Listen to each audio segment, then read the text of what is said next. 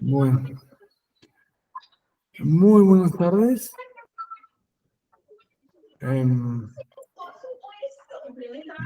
Damos comienzo a esta nueva eh, diplomado. Los que están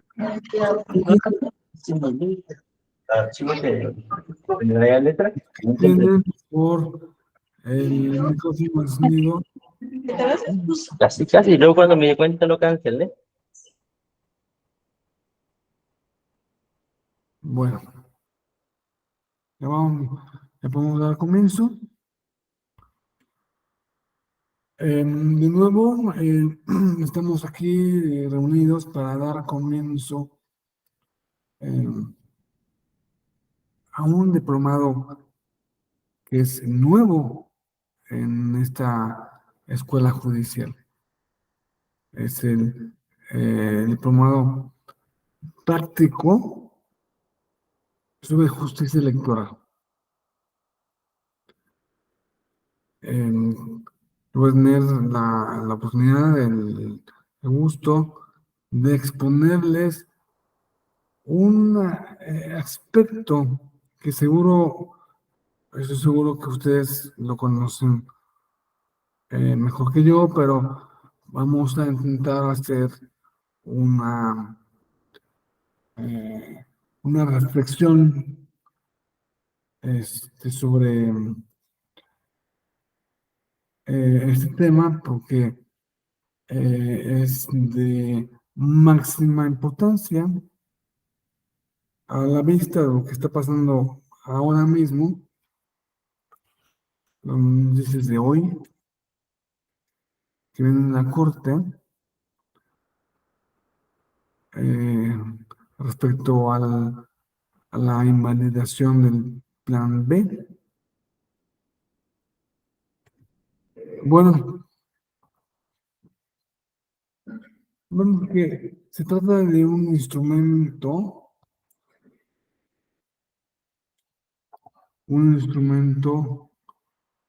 que sí funciona. Y con esto me estoy refiriendo a las acciones de inconstitucionalidad.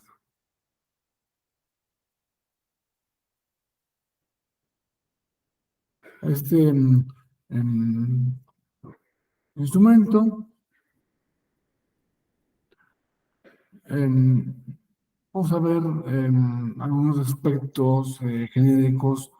No vamos a tener ocasión en esta clase, al menos, de meternos muy a fondo, ni con muchos ejemplos, pero vamos a hablar de esto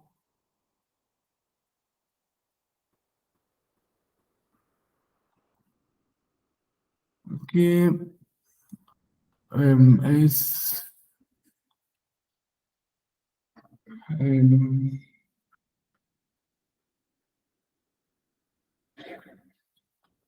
es uno de los aspectos por los cuales la Suprema Corte de Justicia es realmente un tribunal constitucional.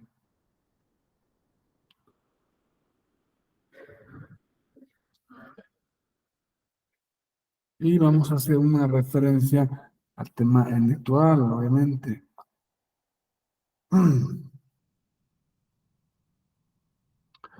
Pero antes quisiera yo comenzar con una reflexión que siempre procuro hacer las veces que es la primera clase de un diplomado, y es que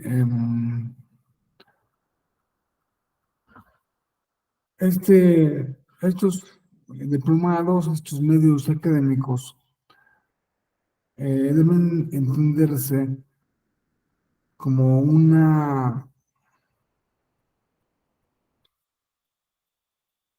un modo de acercarse a los conocimientos en una parte muy concreta, pero a uno los conocimientos del ser humano. Y como tal,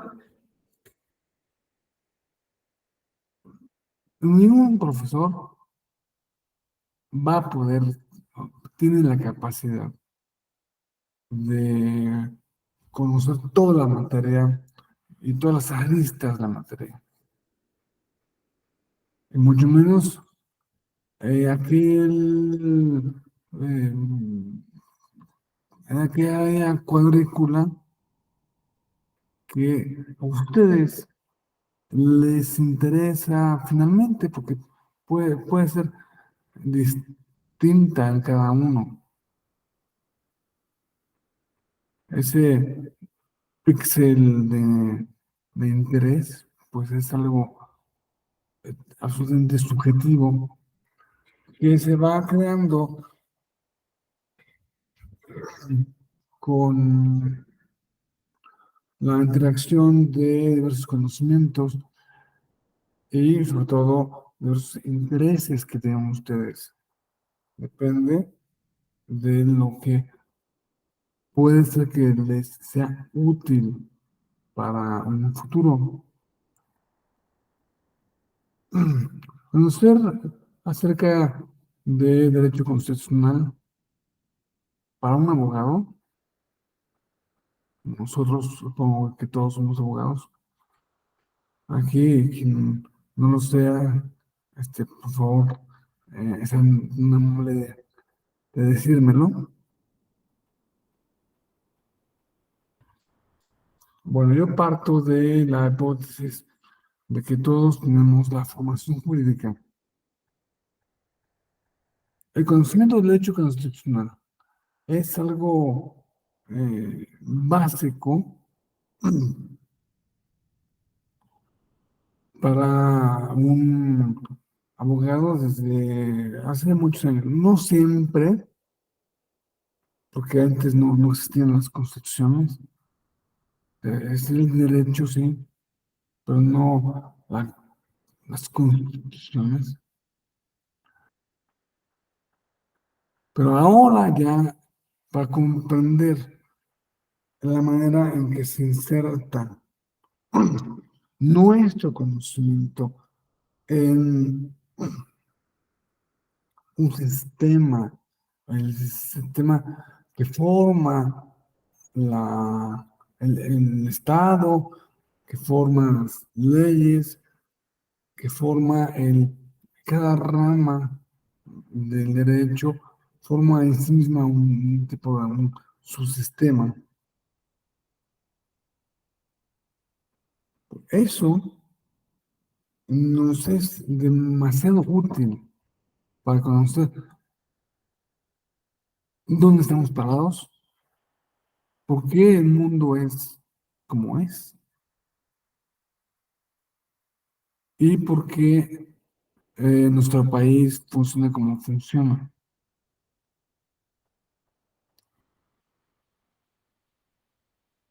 Pero ningún maestro va a ser capaz de conocer todo el aspecto de los conocimientos, ni siquiera de los conocimientos jurídicos.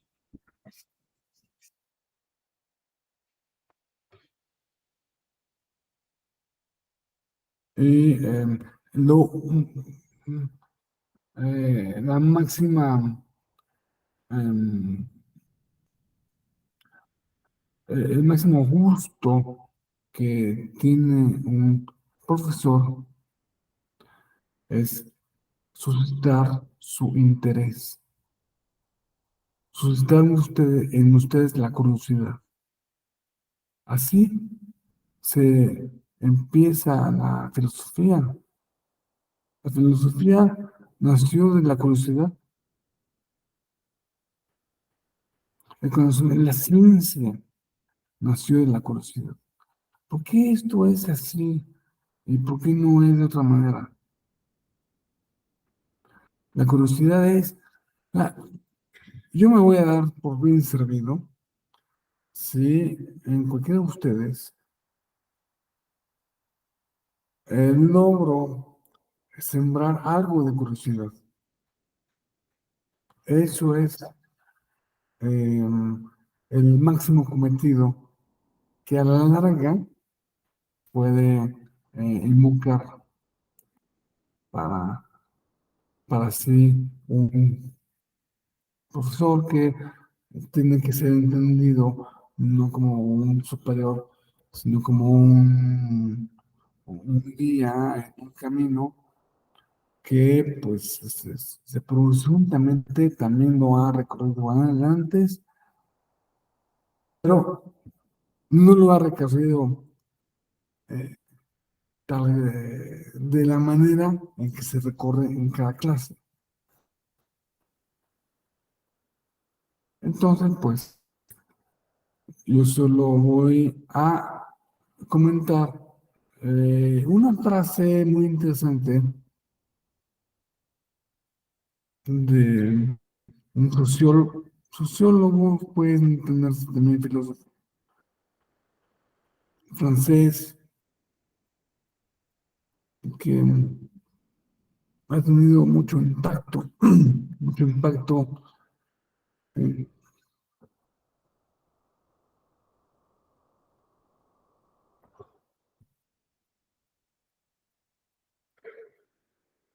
el, justamente en el constitucionalismo mundial. Me estoy refiriendo a Alexis de Tocqueville. Ningún acto de gobierno merece más vigilancia que sus leyes electorales. Ellas determinan quién tendrá el poder para hacer otras leyes.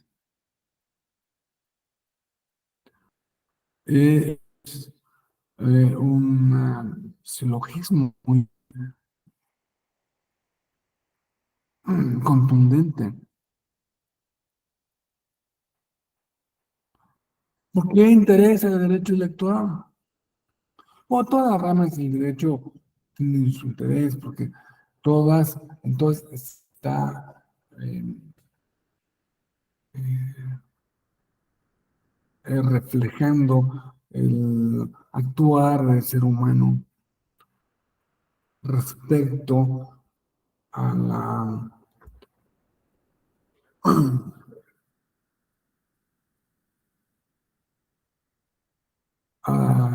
a su presencia en sociedad.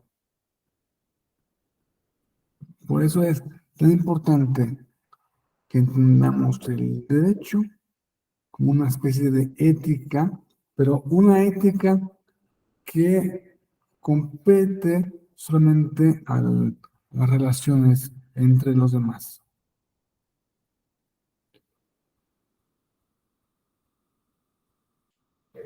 Vamos a entrar en materia yéndonos hasta el año de 1994.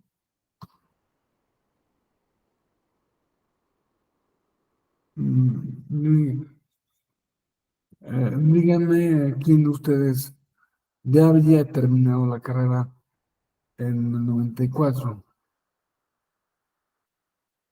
o quién la estaba haciendo o quién todavía no la había hecho. Es muy interesante darle la noticia a la gente que no había hecho la carrera de que el Poder Judicial era muy diferente antes de 1994, de diciembre del 94. La Suprema Corte de Justicia, los ministros que habían elegido, todos corrieron, y era una Suprema Corte de Justicia de 21 o 23 ministros. 23 ministros, doctor. 23, 23. Y se redujo a 11. De 23 se redujo a 11. Y le quedaron más trabajo, lo que es algo antiintuitivo, pero pues si le dan el presupuesto para tener gentes, secretarios de estoy cuenta que se hagan, que son los que finalmente eh, empujan la pluma, pues no es tan problemático.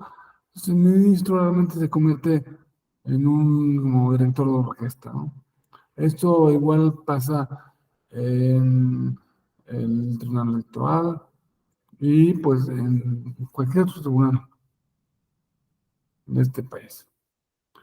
Realmente los magistrados son como directores de orquesta, aunque nunca hayan sido parte de la orquesta antes. No es requisito que hayan tocado el violín en la orquesta durante 20 años para ser el director de la orquesta. Ni tampoco es requisito saber tocar piano. Es requisito saber ser director de orquesta, que por lo general tocan uno o dos o hasta 5 instrumentos. O sea, es una gente muy que no conoce mucho la materia. Y obviamente aquí un magistrado, un ministro, pues, es alguien que, como buen director de orquesta, podría ser el operario, podría él redactar el, el proyecto de sentencia, aunque por lo general no lo hace.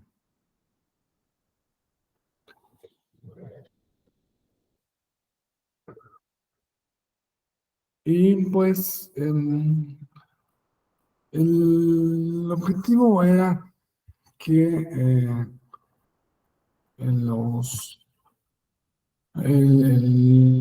la Corte, Suprema Corte de Justicia, se convirtiera algo más en un tribunal constitucional. Que no es que no lo fuera antes, pero había muchas acciones que no eran justiciables, muchas acciones que merecían un trato meramente constitucional y no lo recibían. Y por eso se reformó el artículo 105 para introducir dos nuevas figuras que son las controversias constitucionales y las acciones de inconstitucionalidad. Ya con eso se pensó que ya todo el espectro del quehacer eh, de la puya pública que podría ser violatoria a la Constitución, ya estaba protegida. Obviamente que en ese momento, al mismo tiempo, se crearon las de materia electoral. Se pensó, bueno, ya se tiene un juicio de amparo a través del cual el individuo puede reclamar el incumplimiento o tergiversación o la violación de sus garantías individuales, que era caso a caso y que dejaba mucho que desear, ¿sí? Todavía no he escrito eso, sí, también. Pero faltaba otra cosa. No solo particulares debían ser objeto de alguna merma en su esfera de derechos y obligaciones, sino también las autoridades. De dos modos, sabemos que vivimos en un país donde la Constitución, como en la mayoría de los países que tienen Constitución, no solo tiene un apartado de derechos humanos o lo que eran garantías individuales, ahora sí que les explico a toda la velocidad la diferencia, sino que tenían una parte orgánica, una parte de organización de las autoridades. El primer gran, no, los primeros grandes factores de organización es el federalismo, por un lado, y la división de poderes por el otro. El federalismo, a su vez, pues, el país se divide en federativas, en estados y una ciudad de México. Sí, una ciudad de México. Antes estaba más claro con el Instituto Federal, pero no sé, porque se les pareció que buenísima idea cambiar el nombre. No, todo lo que pasó es que se le cambió el nombre. Y se le dieron algunas facultades extra para ya iniciar a hacer tanta cosa. Se hizo. Entonces, tenemos autoridades de la federación y autoridades de cada entidad federativa. Y las federaciones no se pueden meter, tienen que respetar a las entidades federativas y viceversa. Y cada entidad federativa por su cuenta tiene que respetar a las otras entidades federativas, entendiéndose cada una tiene una serie de esfera de derechos y obligaciones. La federación tiene una esfera de derechos y obligaciones. Y que si el estado de Coahuila viene y hace algo que le tocaba en exclusiva a la federación, entonces, o la federación hace algo que le tocaba en exclusiva al estado de Coahuila, al estado de Veracruz, o si el estado de México hace algo que le toca en exclusiva a la Ciudad de México, si la Ciudad de México hace algo que les toca en exclusiva a Morelos, entonces están violando, se le están dando una operación, se lleva la ficción jurídica a hacer que esas personas, bueno, esas entidades tengan algo así como derechos y obligaciones. Y que los demás no pueden meterse o ni violar de ningún modo esos, eh, esos derechos y obligaciones. Se entiende de,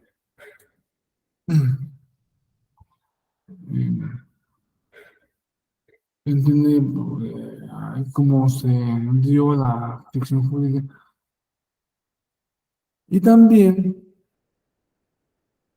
no solo se tienen que respetar las, las facultades individuales o la esfera de derechos y obligaciones de cada una de esas iniciativas de la federación,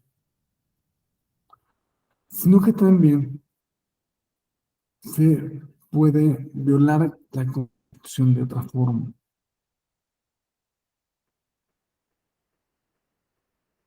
Cuando se generan normas generales inconstitucionales. Ya antes, era que pues, está el juicio de amparo y si te llega más y te quejas a través del juicio de amparo, ya, punto. Es una protección a posteriori. Pero se les ocurrió que sería muy buena idea también hacer una protección a priori, recién para salir de cualquier norma,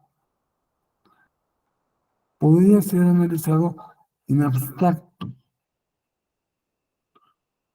no respecto a la afectación que tiene en la vida de una persona, una institución, nadie. Así por sí misma, esa ley es inconstitucional. O tiene de los artículos 56 al 6, tienen un problema de constitucionalidad. Es un ejercicio de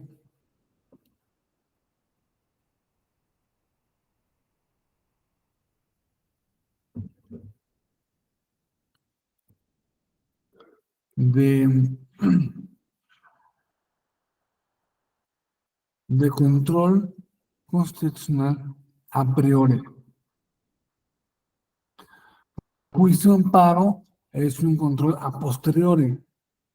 Después de que hace efecto, vamos a ver de qué manera te podemos proteger de esta ley, de esta manera en que se entendió esta ley, o como de la manera en que te están aplicando esta ley.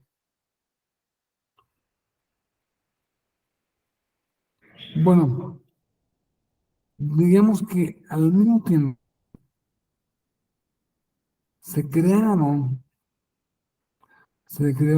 el Tribunal Electoral del Poder Judicial, se le dio una nueva vida a toda la entidad electoral, o sea, en ese año,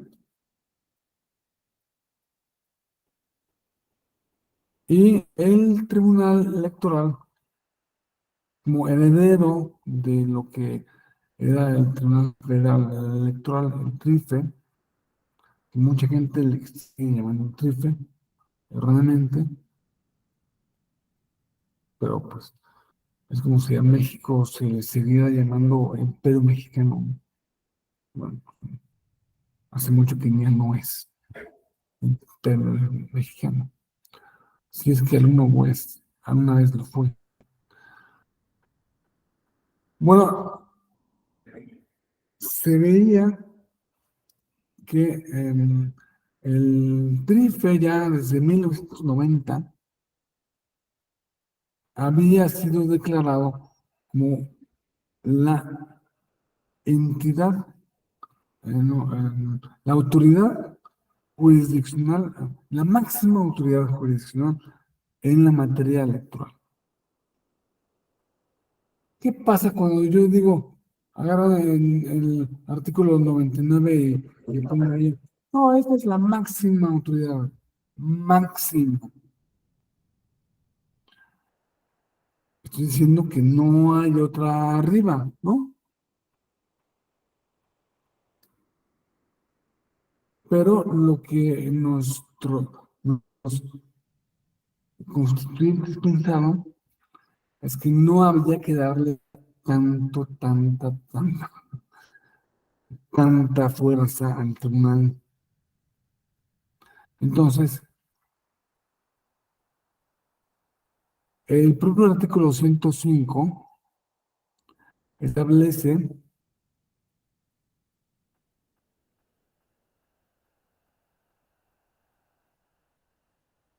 que en, en leyes electorales la Corte seguirá siendo, o sea, la máxima autoridad en leyes electorales para eh, los, la revisión que tiene lugar a través de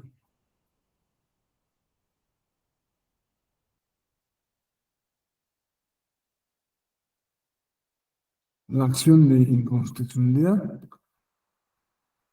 le competía únicamente a la Corte. Eso trajo problemas después porque se le malinterpretó. Ah, el tribunal le interpretó que, ¿qué? Va, yo no voy a decidir ninguna acción de inconstitucionalidad que vaya a- yo no voy a decidir sobre la constitucionalidad de una ley a priori, solamente a posteriori. Solamente posteriori a través de la inaplicación. ¿De qué manera llega un asunto que a través de la inaplicación puede darse a través de cualquiera de los medios de información? De cualquiera. Eh, Preferentemente em, a través de eh, el juicio, el- la protección de los derechos políticos individuales del ciudadano y em, em,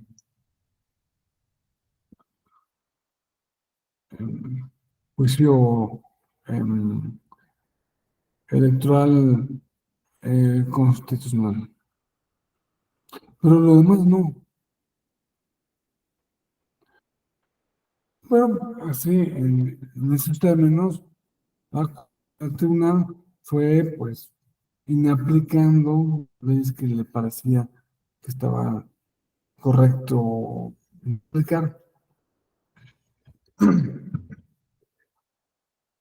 Cuando encontraba alguna violación este, a la Constitución, hasta que pasó que en el año que fue 2001, 2002,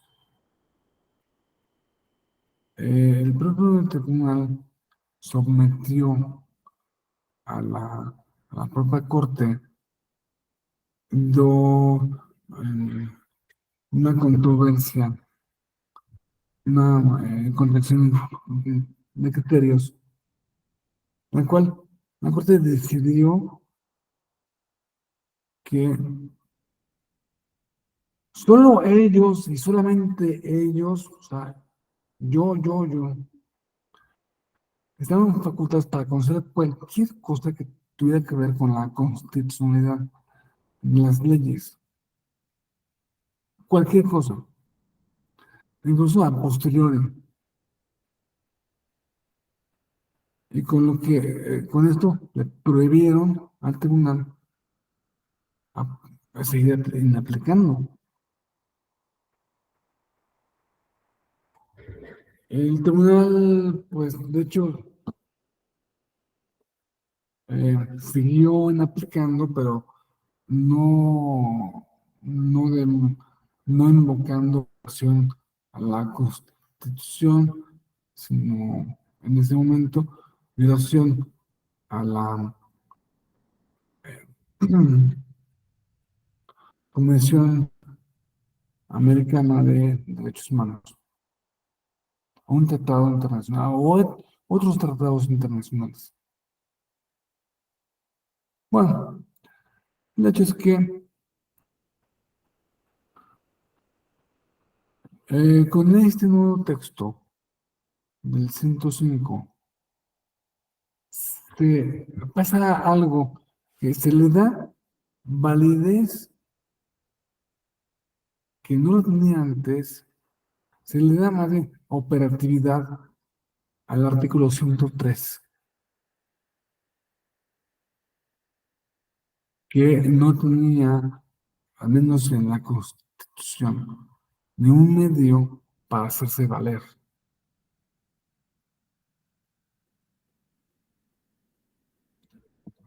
Y sí, habla expresamente el 103 de las controversias y de las acciones de inconstitucionalidad.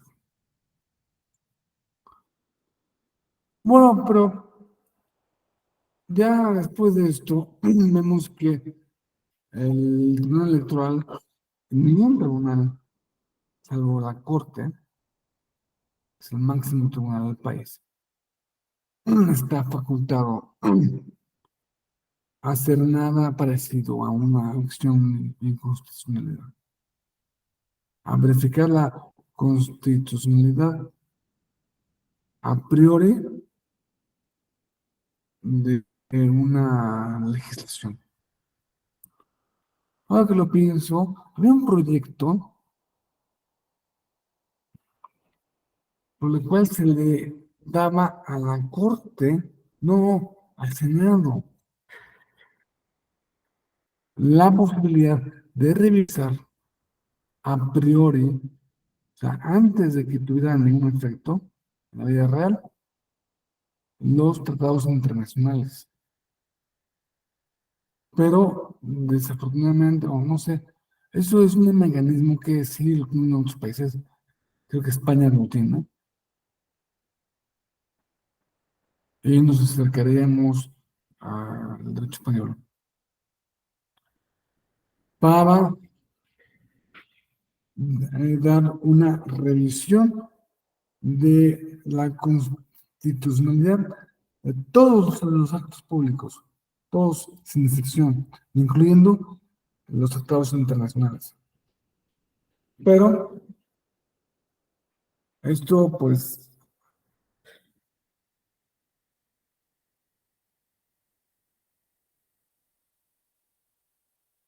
por suerte o por desgracia, no pegó y sigue siendo una cosa meramente aspiracional.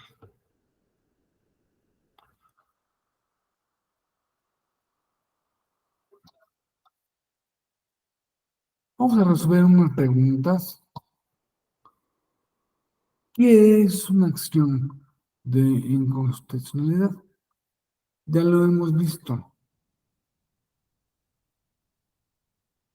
Es un control, es un medio de control que se tramita ante la Suprema Corte de Justicia, solo ante la Suprema Corte de Justicia, cuando se le considera que una norma general, ahí sí, las leyes, tratados internacionales, reglamentos o decretos no respetan lo que establece la Constitución política de los Estados Unidos mexicanos.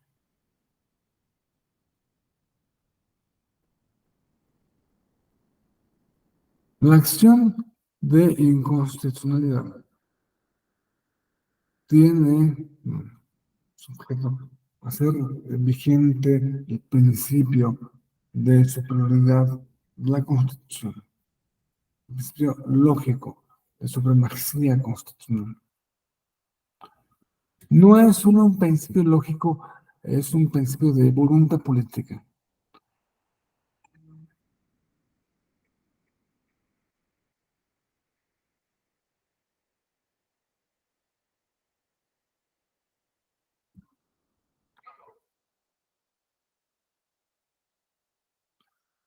Que se basa,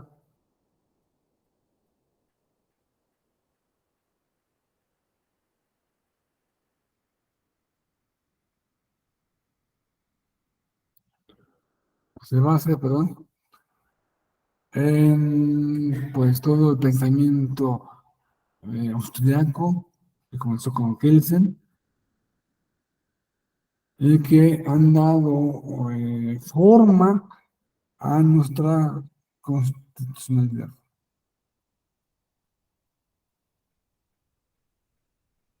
Se encuentra en el artículo 205, fracción 2 de la Constitución. Aparte, la ley secundaria, que es la ley reglamentaria de las fracciones 1 y 2, el artículo 205 de la Constitución. Y habría que añadir también en todo lo que se refiere a la jurisprudencia que ha emanado del tribunal, de la Corte.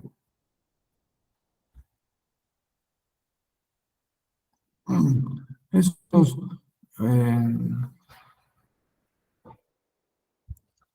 medios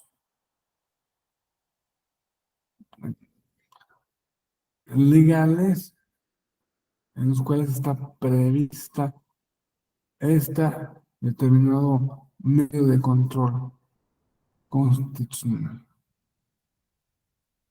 Antes de que se me vaya a olvidar, es importante tener en cuenta una cosa.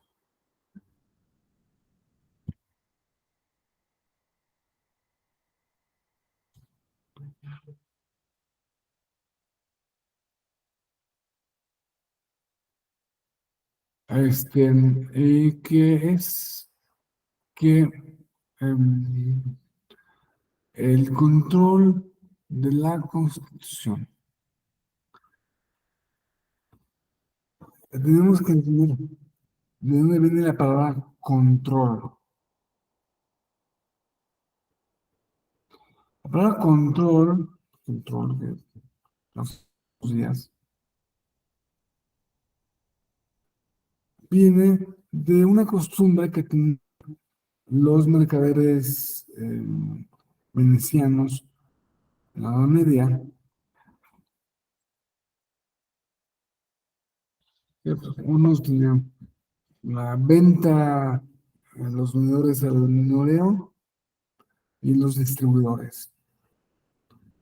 Los distribuidores iban y surtían tal mercancía, imaginemos que surten, no sé,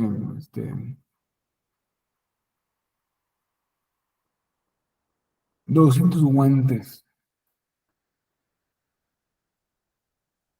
Entonces, el vendedor al que tiene que vender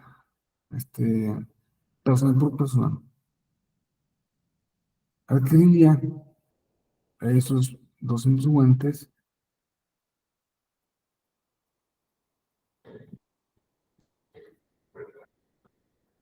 Entonces, el proveedor tenía un rollo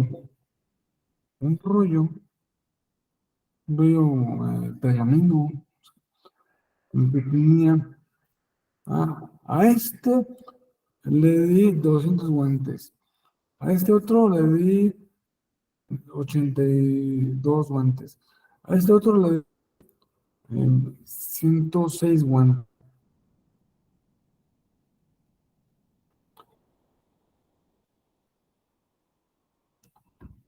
Después de un rato, después de unos meses, llegaban a surtir otra vez.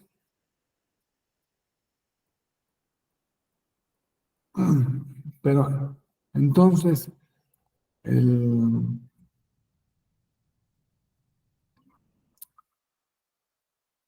el vendedor, el menudeo, tenía una, una relación de cuánto había vendido, de cuántos nuevos guantes va a pedir, qué guantes les va a devolver si es el momento, si es el caso. Entonces, ese rollo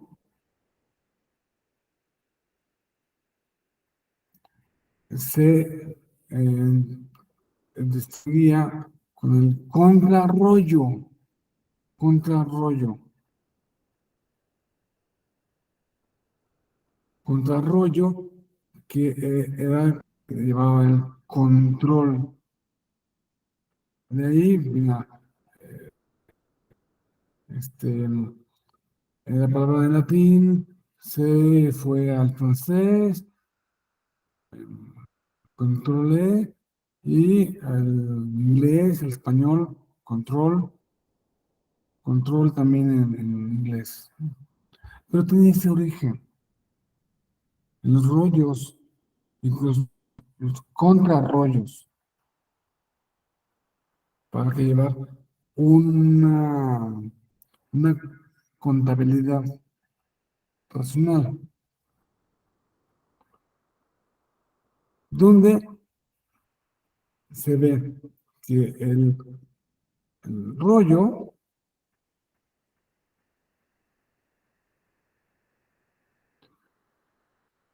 era el parámetro.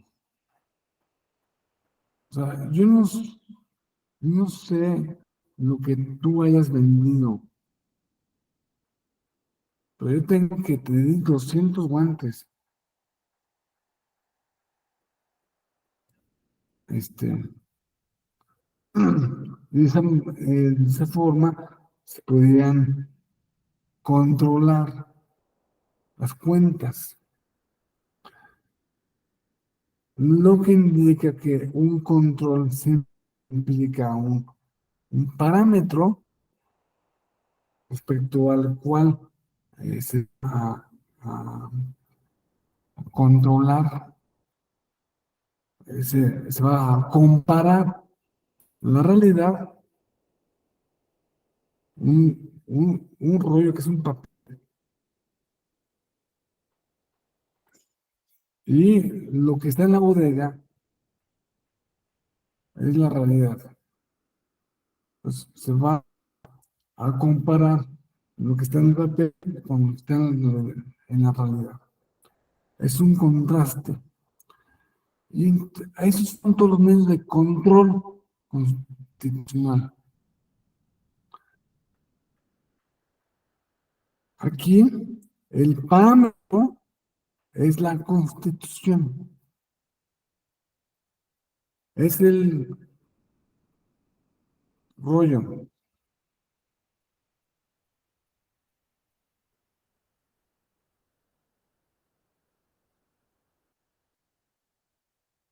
Y lo que hacen los jueces es comparar, sí, lo que está en una ley fulana que dictó el municipio de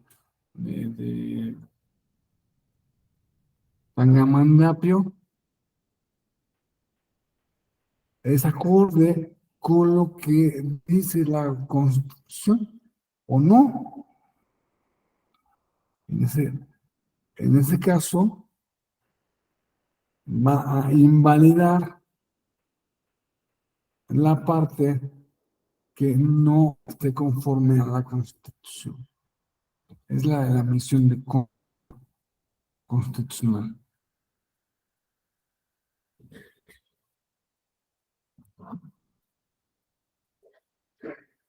Bueno, parte del fundamento constitucional, tengo un repaso por los efectos activos de la acción de inconstitucionalidad, que son la mayoría de cada una de las cámaras, incluyendo las cámaras, las legislaturas, eh, las entidades federativas, la Fiscalía General de la República, los partidos políticos con constitución nacional o estatal, pero solo respecto a leyes electorales. La Comisión Nacional de Derechos Humanos, los organismos de protección de derechos humanos de las entidades federativas, que son las comisiones estatales de derechos humanos, el Ejecutivo Federal. Me gustó al señor presidente cómo salió el-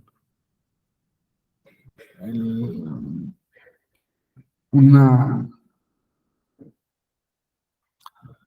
una ley en Tamaulipas, una ley de cualquier materia.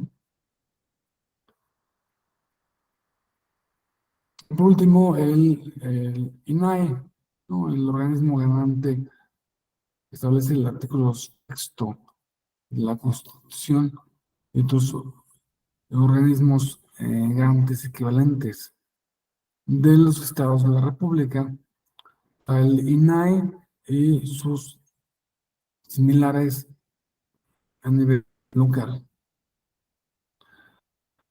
Ya logró en en golpeteo, chicana, el presidente de la República logró inhabilitar al INAI. De modo que no puede hacer, no puede reunirse válidamente, porque solo tienen 4 consejeros. Entonces, no son suficientes para formar el quórum. Y el INAI fue el que le metió a algunos problemas políticos al actual régimen. Esperemos que en el futuro pronto se restablezca el INAI y esperemos que siga el trabajo de modo, pues, responsable, ¿no? Vamos a ver otros elementos de, de naturaleza plenamente procesal de la acción de inconstitucionalidad.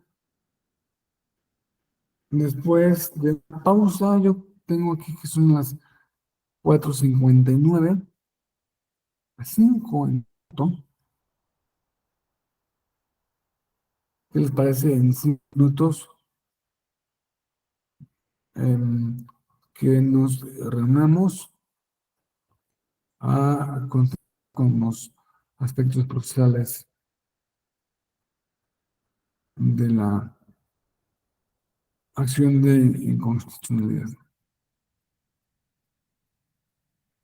O sea, a las 5:05 pueden apagar sus cámaras y nos vemos aquí 5:05. Gracias.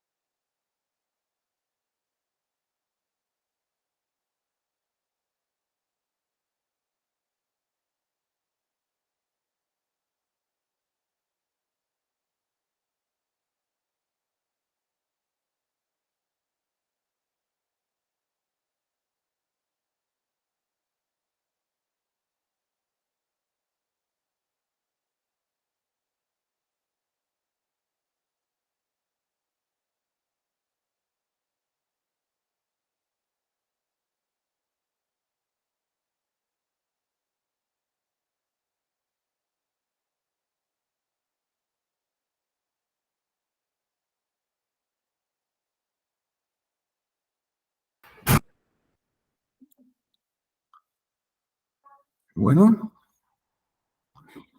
pues prosigamos.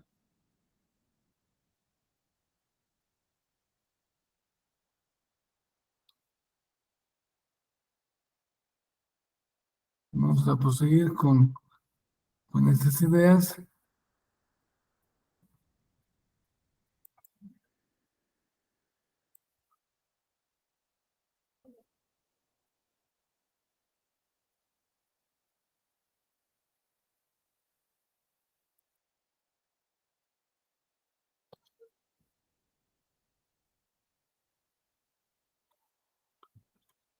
Bueno, espero que estén todos y todas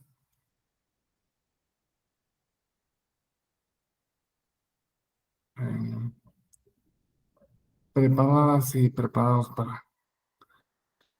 para continuar.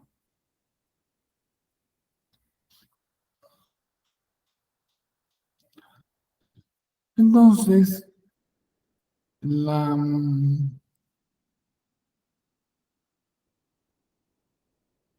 esto significa, por otra parte, una cosa muy importante. Es, no solo es una manera de hacer efectivos, efectiva, que controle la Constitución en todas las ramas del quehacer nacional, sino que también se debe entender como un medio de un eficaz control político.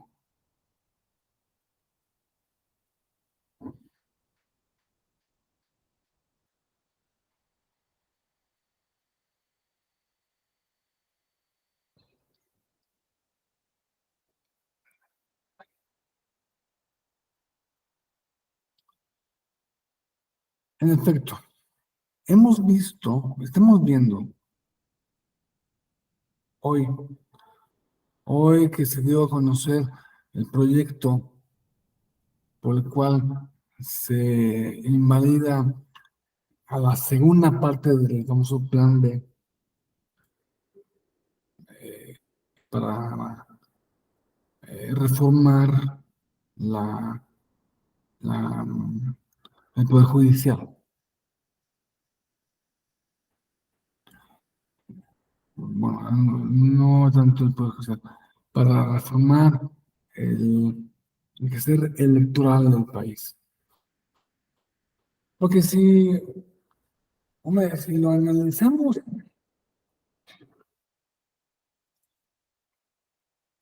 eh, con cuidado, pues sí tiene muchos vicios, la verdad. Eh, Solamente me voy a referir a, a la ley general, el sistema, bueno, la ley general de medios de impugnación en materia electoral pretende cumplir unas funciones constitucionales que no cumplen. Entonces, ¿qué pasa? Que la Constitución dice en esa ley o en la ley correspondiente, tiene que haber un medio de control de la Constitución XY de una manera determinada y no lo cumple. O con el afán de, pues, abreviar, hacer, facilitar y hacer cosas más. Se nos ocurrió que había que poner únicamente dos medios de control, ¿ya? Pero así estaban desatendiendo, así desatienden a todo lo que dice la Constitución sobre eso.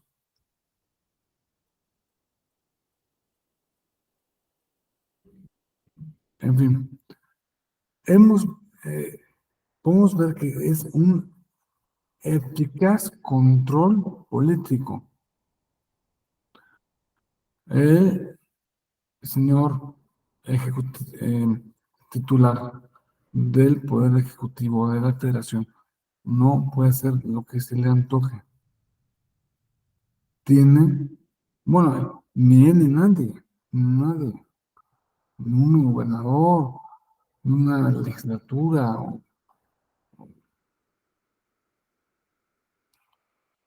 tiene que haber un medio de control. La constitucional para todos y cada uno de los actos políticos.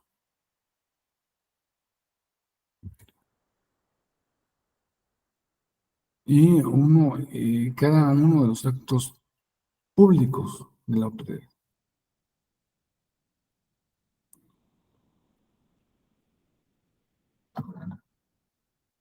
Bueno, ¿cuál es el plazo? 30 días naturales a partir del día siguiente a la fecha en que la norma general que se impugna es publicada en el oficial o bien en el periódico oficial de la entidad federativa correspondiente. O sea, que se da a conocer. Es un error. Es un error.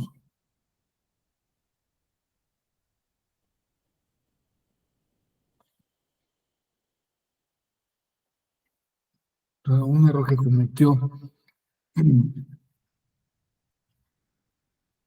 el partido o Movimiento Ciudadano, tratar de impugnar la constitucionalidad del Plan B antes de su publicación. Antes de su publicación no se puede. Creo que hay algún criterio jurisprudencial al respecto,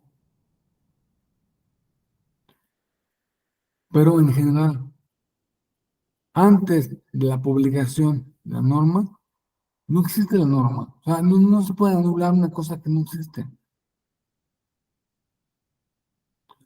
Porque igual en el último milisegundo, pues se les ocurre cambiarla, entonces ya no tienen, pierde su materia la controversia, bueno, esa acción de inconstitucionalidad. Se queda sin materia, no,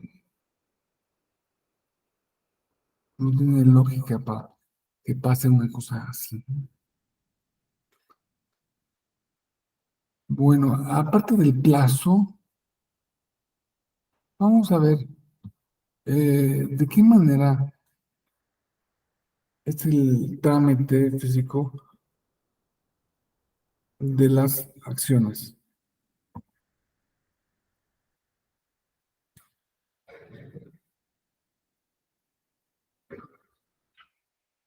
Cuando se presenta la demanda de la Corte,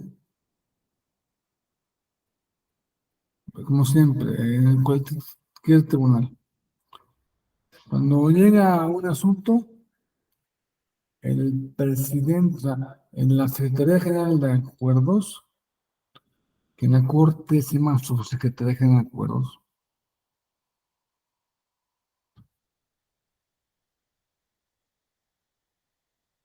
no sé, porque algún rollo histórico,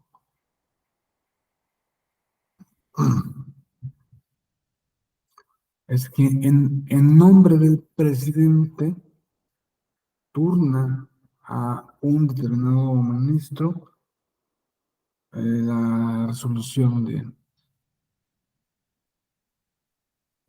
la,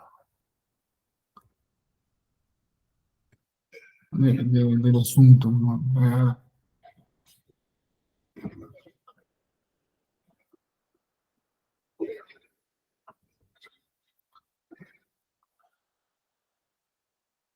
Luego, como es natural, se examina si no hay, o sea, si hay o no hay eh,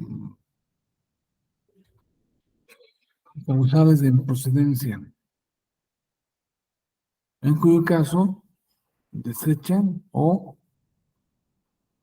da entrada al asunto.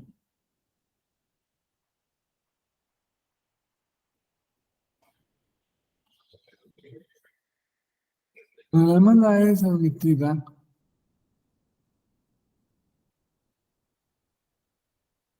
aquí se establece un, una relación procesal en la que el actor es uno de estos sujetos activos o sea, las minorías, las cámaras, las- el procurador, en la presidencia de la República a través de... Ellos son los actores. Entonces, el demandado es el órgano que emitió esa ley que presuntamente tiene vicios de inconstitucionalidad.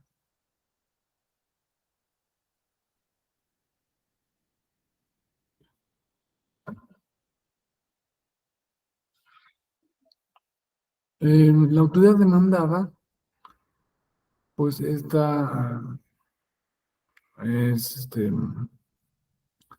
se le solicita que dé su informe justificativo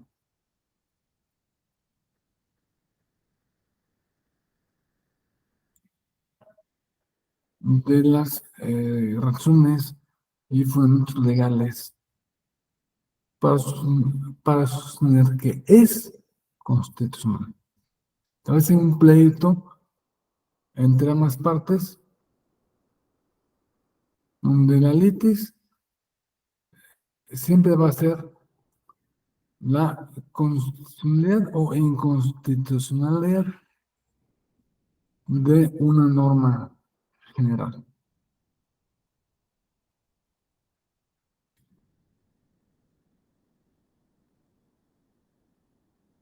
El, el ministro de la Corte se allega de muchos recursos.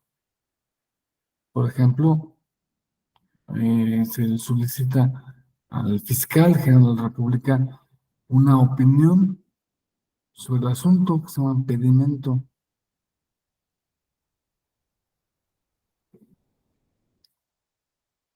En los casos en materia electoral, se solicita la opinión del Tribunal Electoral del Poder Judicial de la Federación, que ocupa una parte realmente muy pequeña de su tiempo, porque han de ser, han de ser como el 4 o 5% del tiempo del tribunal lo dedica a dar opiniones para acciones de inconstitucionalidad.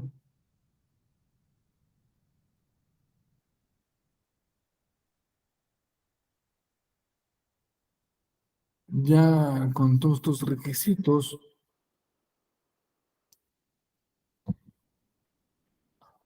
y transcurrido el plazo, viene la parte de los alegatos. Alegatos como argumentos jurídicos de una y otra parte para sostener su postura. Es decir, la inconstitucionalidad o inconstitucionalidad de la norma impugnada.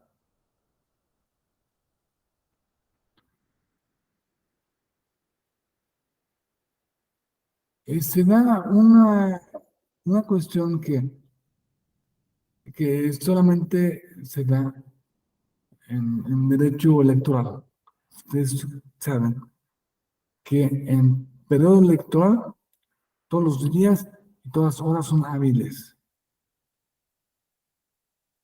Bueno, esa norma de habilitar todos los días y todas las horas se extendió al quehacer de la Suprema Corte de Justicia. Y el ministro, cuando llega un asunto electoral, también tiene que sujetarse a que todos los días y todas las horas son hábiles. Los domingos a las 4 de la mañana son hábiles. Igual de hábil que es un lunes a las 12 del día o un miércoles a las 3:30 de la tarde. Los sábados a las 2 de la mañana, mm, también hábiles. Podemos ver que nuestro máximo órgano constitucional tiene muchísimo trabajo,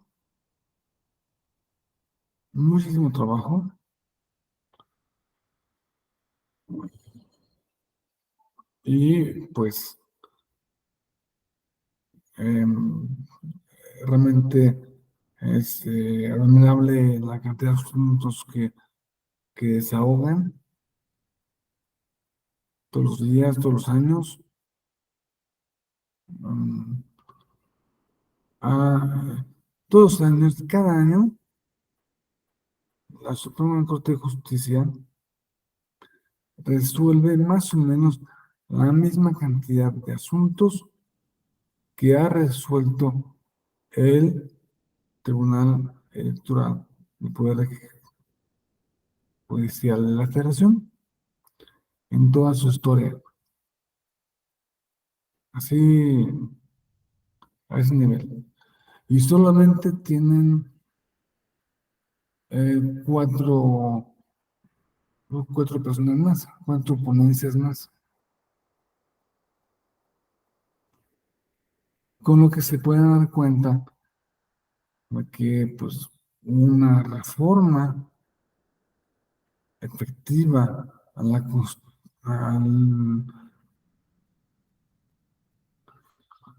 a, a la, al Poder Judicial no es tanto que los nombres del pueblo, que no los nombres del pueblo,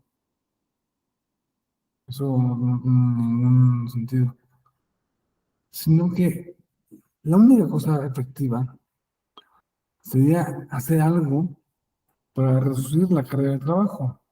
Y así podrían hacer que los proyectos de sentencia fueran muy, muy bien estudiados, muy bien analizados y sacaran algo de mucha mayor calidad que lo que sacan así como tortillas, que no le da confianza, ni siquiera confianza a nadie. Bueno, pues después de haber conseguido a las partes la posibilidad de defender sus posiciones, porque ya se entiende que presentaban la demanda, la contestación de la demanda, las pruebas, las otras pruebas, los alegatos y los alegatos, ya se cierra la instrucción y se pasa a defender y se pasa a discutir el proyecto ante el Pleno, ante el Pleno de la Corte,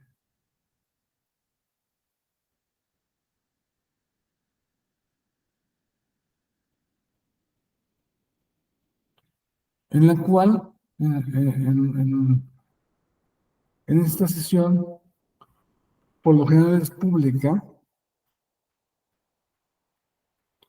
y se discute el proyecto de sentencia. Hay algunas cosas que yo mejoraría, es que están discutiendo un documento que nadie conoce más que ellos. Y lo vas a conocer hasta el final. Entonces, pues sería una buena una buena política para abundar en la transparencia, que em, hicieran públicos también los proyectos de sentencia, que alguien que va directamente a la corte, que pues, cualquiera de nosotros puede ir, o que la vea por televisión, sepa de qué están hablando.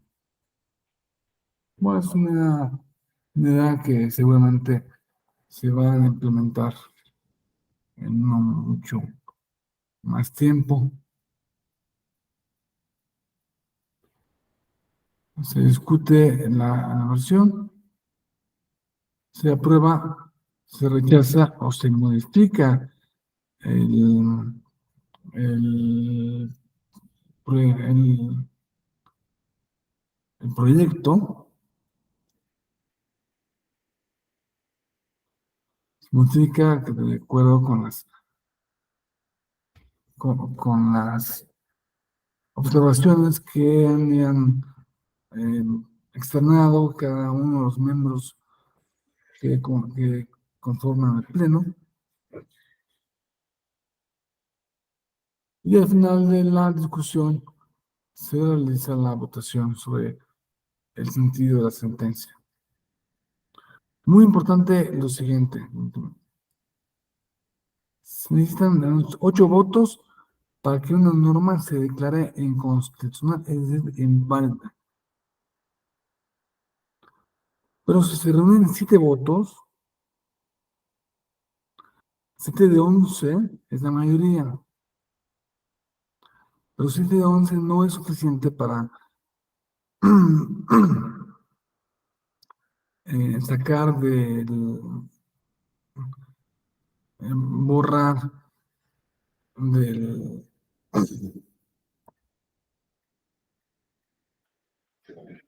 del aspecto jurídico aquella norma. Por su importancia y por la presunción de validez que tienen todos los actos públicos, solo se puede invalidar, solamente se puede sacar, solamente se puede realmente borrar con 8 votos. Esto, pues, quizá no tiene, podría ser con la mayoría presente, pero pues eh, la Constitución pues, está en ese sentido y sería buena idea hacerle algunas modificaciones. Yo le bajaría, yo creo que son 8 votos, son muchos, porque ustedes recuerdan las leyes en el ámbito eléctrico,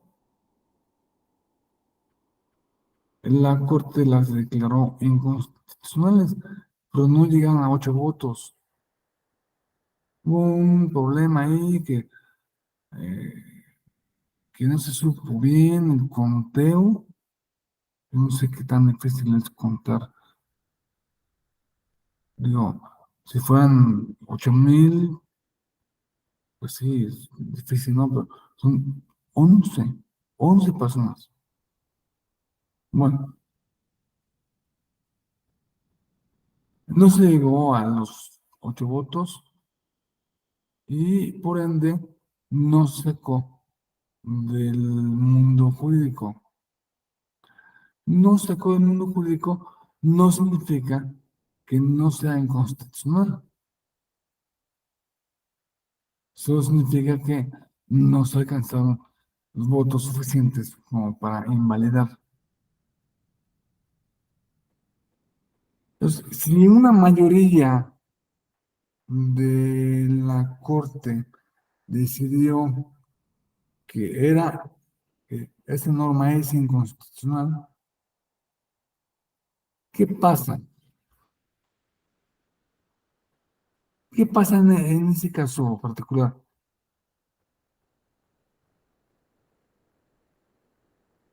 Pues que sigue valiendo esa ley, esas leyes eléctricas siguen valiendo, siguen estando en el, en el mundo legal mexicano, pero cualquier particular que vaya a ampararse, ya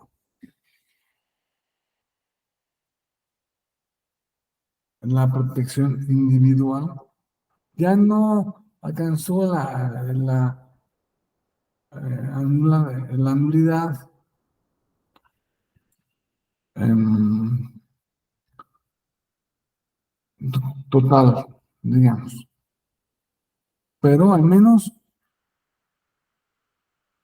eso fue a priori. En la operación a posteriori, pues puede ser que cualquier particular venga y diga, bueno, la mayoría de la Corte decidió que esto es inconstitucional y me respetas lo que, lo que, lo que se trate, me respetas mis concesiones, me respetas mis contratos,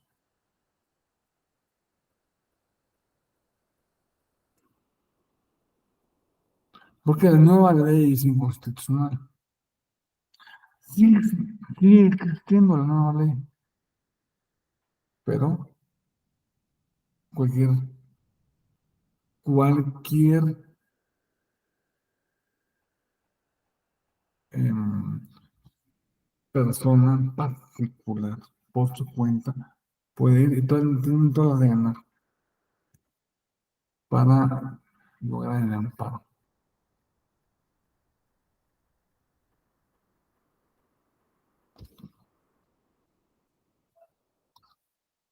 Vamos a ver,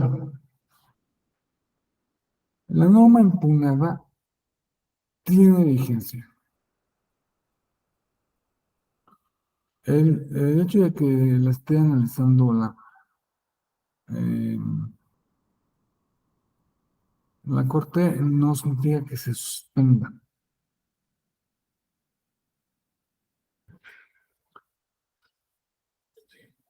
Sin embargo, ha habido excepciones, como es el caso del plan B, toda la bola de normas del plan B que todas se han declarado o se van a declarar inconstitucionales, todas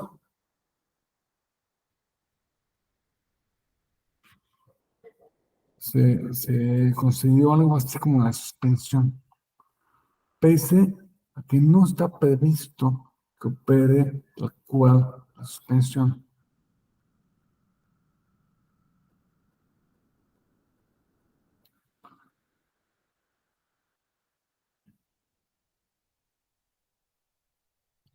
Vamos a analizar qué es lo que debe materialmente contener una sentencia de acción de inconstitucionalidad. Por lo menos lo siguiente. La mención precisa de qué norma es lógico, ¿no? ¿Qué norma es la que se impugnó?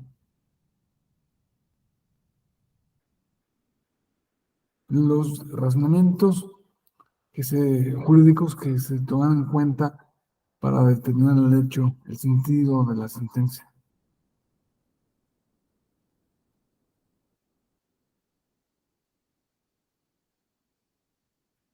Aparte,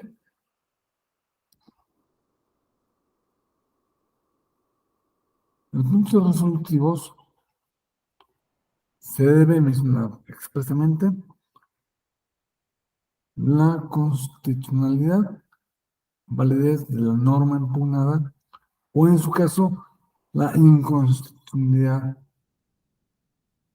invalidez de dicha norma.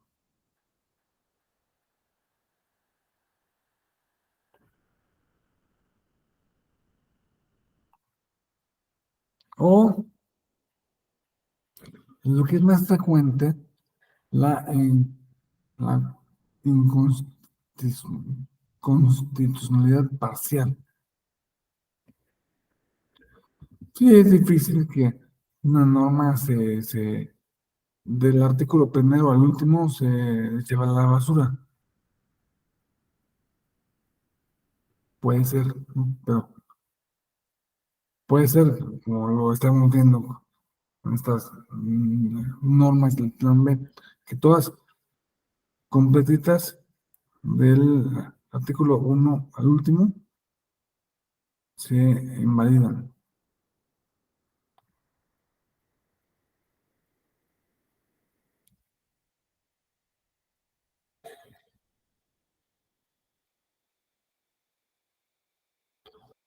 Cuando no se alcanzan los 8 votos, en la sentencia se debe decir expresamente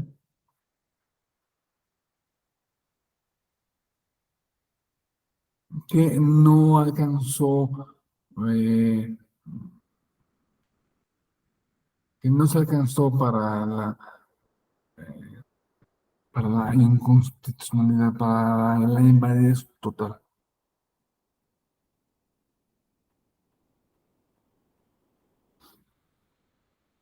No, en este caso se ordena el archivo del expediente y la norma impugnada aún continúa teniendo vigencia.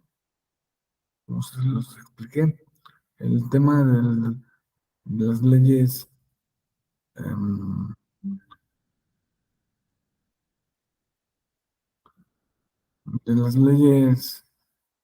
en el sector eléctrico siguen teniendo vigencia así, tal cual, fueron emitidas por por el Congreso de la Unión.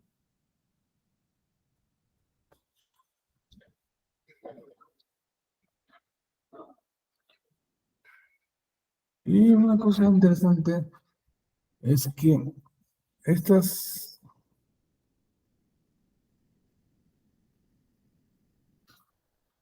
en esas leyes, en estas acciones de inconstitucionalidad, hemos tenido algunos ministros que han eh,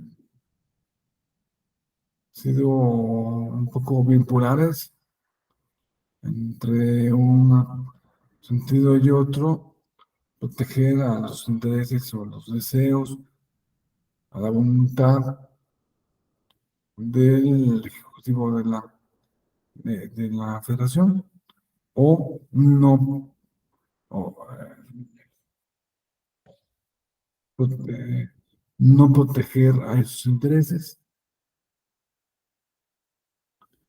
Ustedes saben a cuáles ministros me estoy refiriendo, no es necesario que los mencione aquí de nuevo.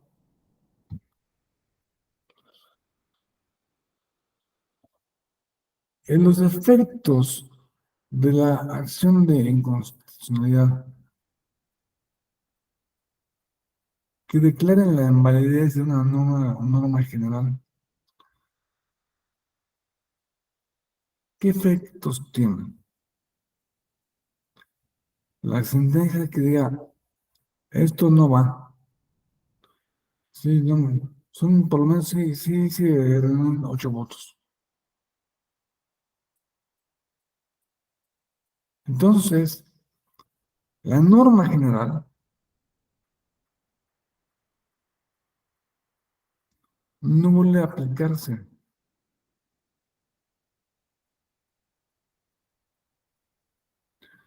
La decisión de inconstitucionalidad que emite la Corte o Tribunal Constitucional tiene efectos para toda la sociedad, porque anula una ley,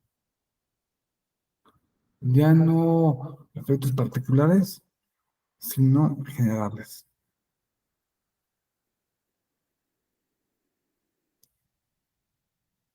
Se sigue el mecanismo por el cual se hace de conocimiento público estas, esta norma.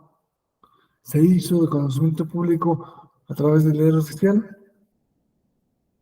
Pues, en el mismo diario oficial publicamos la sentencia que diga que ya no vale esa ley.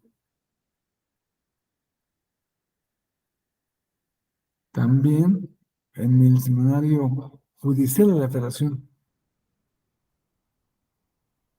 y pues en el órgano oficial, o sea, el periódico oficial del estado de Quintana Roo,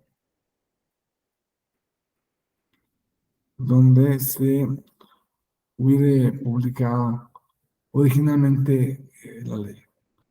Con lo que sabemos que esto pues expone más a una ficción que otra cosa, pero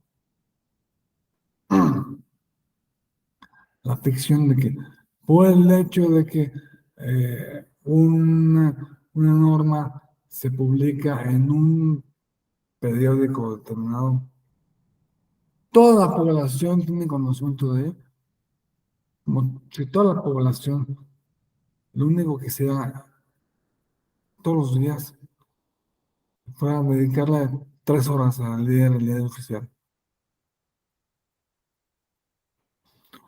Toda la población todos los días tuviera acceso al diario oficial.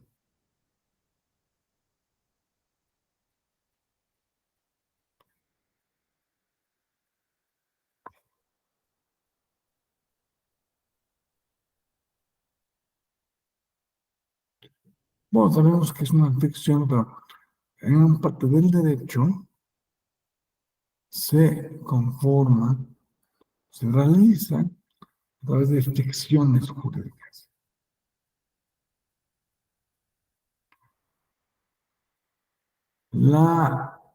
Perdón, en nuestro tema en electoral,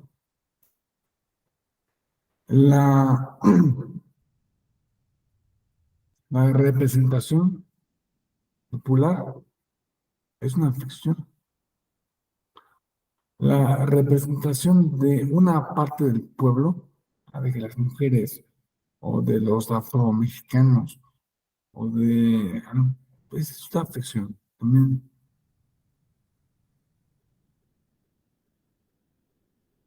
Pero pues finalmente son ficciones útiles.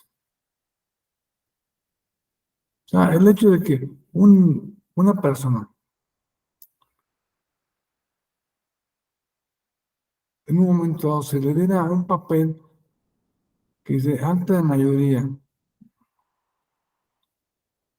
con eso el INE está reconociendo que ganó las elecciones. Bueno, eso es otra ficción. Pero finalmente son ficciones útiles. Son ficciones útiles que vienen a ser, nos vienen a dar un sentido de seguridad jurídica, nos vienen a dar un sentido de,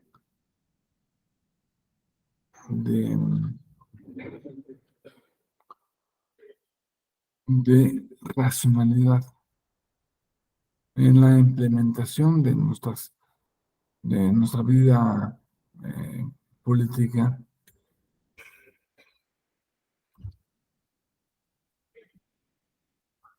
Son ficciones útiles, no diga que sean ficciones.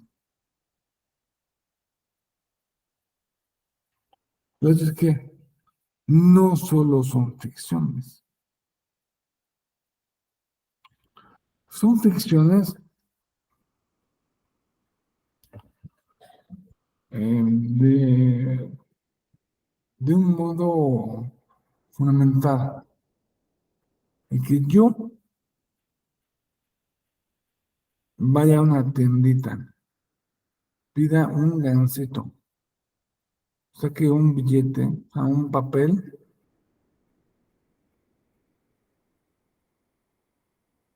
y se dé por bien pagada la señora de la tiendita.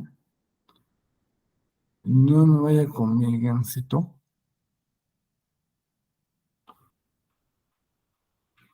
Es una ficción sin la cual no podía operar la sociedad.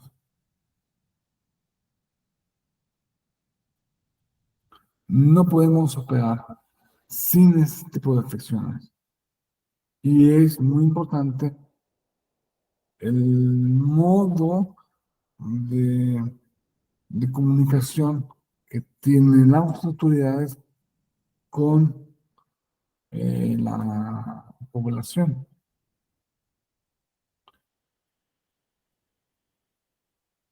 que lo hace a través del diario oficial o los diarios o los periódicos oficiales de cada estado.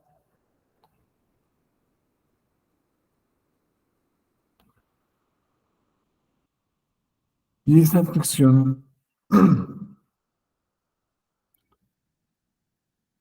digo, sin ella sería muy difícil eh, procesar los datos públicos como se procesan ahora. Antes, por ejemplo, antes de la independencia, en la época de la colonia, los, bueno, también depende de qué parte de la colonia, pero los jueces, por ejemplo, tenían prohibido decirle a las partes por qué decidieron algo. Oye, es que yo le quiero explicar que que él ganó porque presentó mejores pruebas. No, no, está prohibido. Está prohibido en un contexto en el cual las autoridades no eran iguales a la ciudadanía. Ahora, con la llegada a la República, las autoridades supuestamente son iguales. Pues si yo soy un igual, y te voy a imponer una obligación, o te voy a decir algo que te afecte, tengo que decir por qué. Bueno, eh, yo confío en que tú eres un ser racional y por eso tú entiendes las razones que te voy a exponer yo ahora.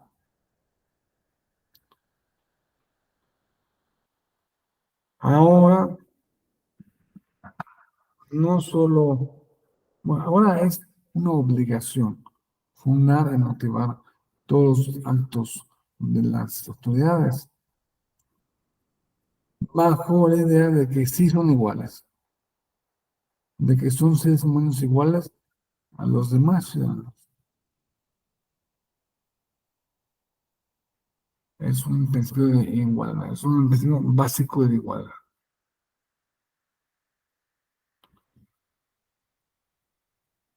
Veamos que la cantidad de votos que se necesitan para declarar la inconstitucionalidad o invalidez de una norma general a través de la acción de inconstitucionalidad es de 8 votos. 8 votos.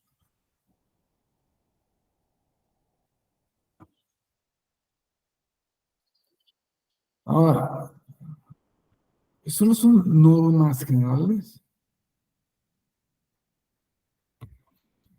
¿A ustedes se les ocurre algo que sea em, combatible a través de la acción de inconstitucionalidad que no sea una ley, una norma general?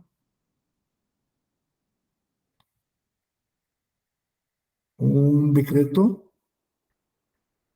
se puede combatir a través de la acción.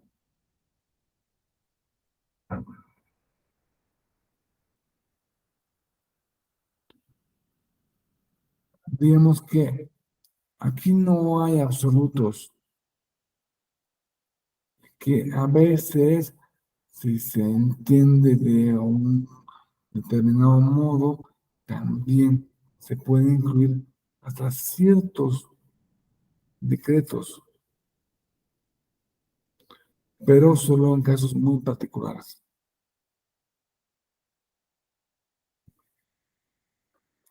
Oye, pero ¿qué sucede que, a ver, vamos a regresar, qué sucede que si son menos 8 votos?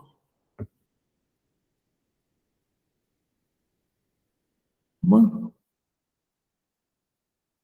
aquí se repite lo que dijimos antes. La norma impugnará seguir teniendo vigencia, pero el hecho de haber logrado una mayoría de 7 votos, por ejemplo, marca un precedente que tiene que ser entendido, aquilatado y aplicado en los siguientes casos. Ya no de acción de inconstitucionalidad,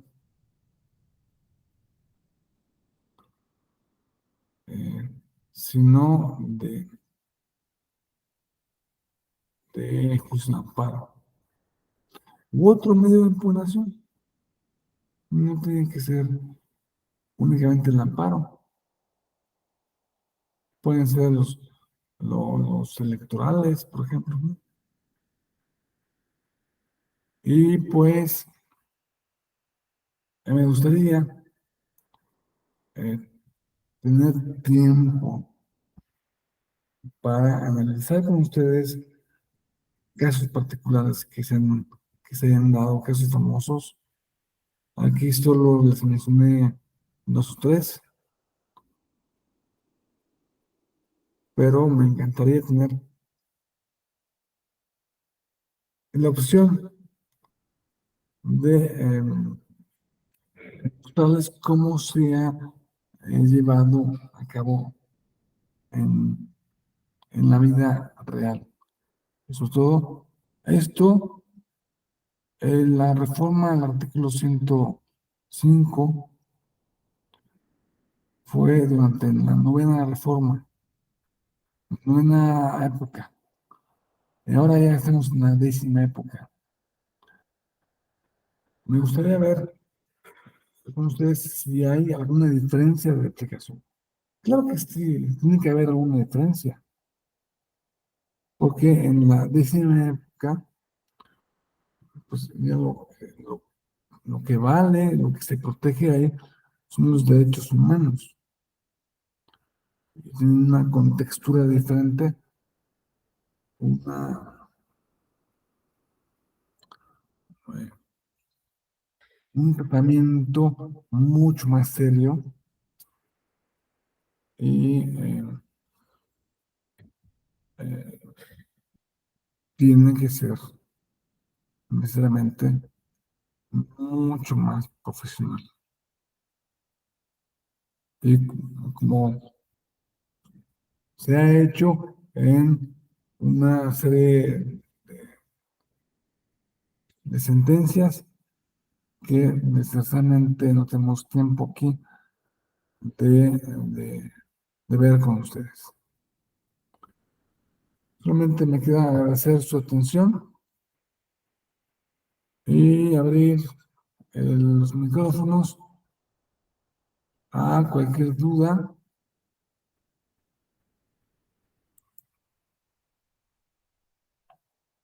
que les haya surgido a raíz del estudio de las ADN.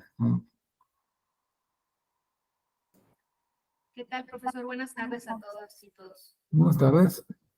En relación a esto que comentaba de una acción de inconstitucionalidad cuando no alcanzara la mayoría calificada necesaria, pero sí una mayoría simple, el ejemplo que ponía. Existe, bueno, ya hablando en materia electoral, existiría una obligación por parte de los tribunales electorales donde tuvieran que, en un caso donde tuvieran que hacer control constitucional, de tomar en cuenta el análisis que hizo esta mayoría, o podrían diferir en su análisis que ellos. Yo creo que en el caso de los tribunales electorales es igual al del resto de los tribunales, y es que se debe tomar como un precedente no obligatorio, pero un precedente sobre el cual se puede construir una serie de, de, de argumentos, argumentos jurídicos para en un sentido u otro. Muchas gracias, Aldena. Carlos. Buenas tardes, doctor Alejandro Lozano, siempre un gusto. Compañeras, compañeros, muy buenas tardes. ¿Sabes? Oiga, doctor, mire, muy interesante lo que nos plantea sobre las acciones de inconstitucionalidad. A mí siempre me ha quedado la inquietud de por qué en nuestro país la Suprema Corte de Justicia también se le otorgó la facultad de Tribunal Constitucional. En otros países, en muchos, aparte de la Suprema Corte de Justicia, existen tribunales de constitucionalidad, o sea, están separados. Y me parece que eso contribuye a un mayor equilibrio dentro del mismo Poder Judicial y que esta circunstancia ayuda mucho también a una mejor concurrencia de cuando existen diferencias entre los otros poderes, ejecutivo, legislativo, porque la Suprema Corte en esos casos no es la última instancia o la instancia especializada en materia de constitucionalidad, son tribunales exprofeso de constitucionalidad. ¿Por qué en México considera usted que no nos hemos dado esa oportunidad en ese diseño institucional? Gracias, doctor. Bueno, pues mira, la verdad es que se le preguntó a un ministro de la Corte eso mismo que estás preguntando tú, y contestó, sí, sí hay un tribunal constitucional. O sea, claro que este tribunal es distinto al diseño de otros países en cuanto a que el tribunal de otros países no es parte del Poder Judicial. Y no es parte del Poder, ni siquiera es parte del Poder Judicial. Es el Supremo, ¿no? En España, ¿no? Es un diseño que confiere una serie de facultades de control de legalidad increíblemente grandes a un órgano de control de constitucionalidad. Entonces, pues eso puede ser que lo venga a distraer. Más bien, creo que no habría que pensar en hacer otra corte arriba de la corte, sino más bien una corte abajo de la corte, ¿no? una corte que se ocupe de los asuntos de la legalidad, que pues sí son, no sé si más de la mitad, pero sí son mucho, Como una especie de sala especializada en temas de constitucionalidad, doctor. muchos diseños, muchos diseños. El mexicano no es el único. Así ahí sí te fallo para comprar con otros países. Pero, pero es una cosa que no sé si algún día llegará la racionalidad, la sensatez a a nuestros constituyentes. Y pues, ya, de hecho, sobre ese mismo tema, quien tiene las facultades originarias, toda la materia federal, es la Corte, la facultad originaria. O sea, tienen la facultad de, conocer de muchos otros miles de casos. Entonces, no,